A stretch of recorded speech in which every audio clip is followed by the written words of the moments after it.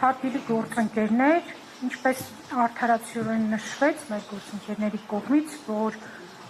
ոչ բոլոր դեպքերում է պրակտիկայում, որ կալանավորման հիմքերը ամբողջովին այսպես ներբեռնվում են կալանավորումը որպես խափանման միջոց ընտրելու միջնորդության մեջ ու ներկայացվում են դատարան։ Բայց մենք այս դեպքում ունեինք փաստորեն մի ամբողջ փունջ, որ Սրբազանը կարող է վարույթից թաքնվել, խոչընդոտել, նոր հանցանք կատարել, ազդել գործի ուրեմն մասնակիցների վրա եւ այլն։ Ես մասնավորապես կանդրադառնամ թաքնվելու հիմքին։ Ինչպես գիտեք, պարբերաբար Սրբազանը հայտնվում է էկրաններին եւ մշտապես, այսպես ասած, ուշադրության կենտրոնում է։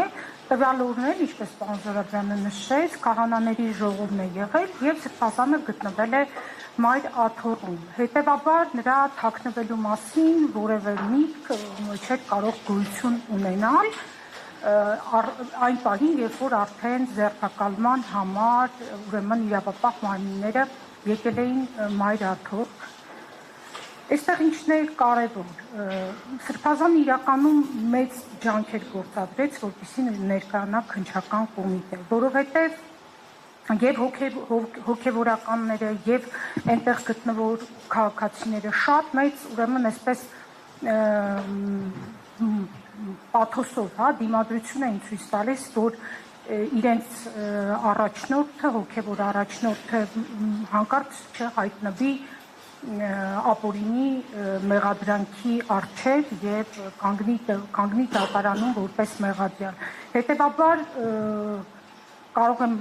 հաստատել, որ Սրբազանը գրեթե ֆիզիկական դիմադրությունը հաղթահարեց, մարդկանց խնդրեց ճանապարհ հարթել, որպեսզի ինքը իր ոտքով ներկայանա քննչական կոմիտեն։ Հետեւաբար դրանից հետո միջնորդություն տանել ու միջնորդության մեջ նշել, որ թաքնվելու հավանականություն կա, առնվազն անհասկանալի է, եւ այստեղ մի կարևոր բան, որ դատավոր Մասիս Մելքոնյանի համար նույնիսկ պետք է չէր որևէ հիմք գրել միջնորդության մեջ, ինձ թվում է մեկ նախադասությունը բավարար է, որ կալանավորել Միքայել Աչապահյանին եւ ուրեմն կալանավորումը որպես խափանման միջոց ընտրել։ Այդ մի նախադասությունը ինձ թվում է դատավոր Մասիս Մելքոնյանի համար բավարար կլիներ եւ ավելորդ այդպես հիմնավորումների անհրաժեշտություն ըստ էության կարիք չէր լինի։ Եվ հարգելի գործընկերներ, այս ուրեմն թոհուբոհի մեջ եւ մեզ համար ցավալի իրադարձությունների շրջանակում մի կարևոր բան այսպես դուրս մնաց մեր ուշադրության կենտրոնից ու հարաբերականորեն դուրս մնաց ավելի շուտ լուսաբանման տեսանկյունից, երբ որ իրավապահները չկարողացան Միքայել Սրբազանին ձերբակալել մայր աթոռից եւ գնացին, այդպես մեքենաները դուրս բերեցին, զորքը դուրս բերվեց մայր աթոռի տարածքից։ Հետո քննչական կոմիտեն հաղորդագրություն տարածեց, որ արդարադատությանը խոչընդոտելու փաստի առթիվ քրեական վարույթ է նախաձեռնվել։ Այսինքն, դրանից հետո, եթե իրավապահները վերադառնային, իսկ նրանք վերադառնալու էին, որտեղ այդ քրեական վարույթի նախաձեռնումն արդեն հաստատապես խոսում էր դրա մասին, եւ հանդիպեին մեր հոգեվորականների, այնտեղ գտնվող քաղաքացիների դիմադրությանը, լեգիտիմ հիմք էին ունենալու այնտեղ բոլոր դիմադրողներին ձերբակալելու համար։ Դա չի եղել Միքայել Սրբազանի դեմ ուղղված, որտեղ Միքայել Սրբազանը այնտեղ երկրորդ վարույթի։ Ինչպես։ Իհարկե։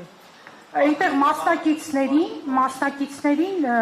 նաև տեղեկություններ կա, որ որոշ անձանց ձերբակալել են եւ հենց այդ վարույթի շրջանակներում քննություն է իրականացվելու ու ես կասկածություն եմ կոնկրետ, որ քրեական հետապնդում է հարուցվելու։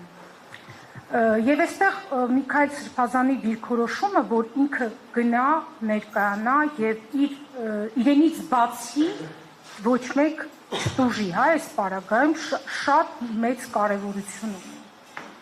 Սա Սրբազանի հստակ իմաստուն եւ քաջ դիրքորոշումներ եւ կանխվեց այն հրեշավոր պլանը, որ կարող էինք մենք մայր աթոռում ականատես լինել շատ ավելի մեծ բռնությունների,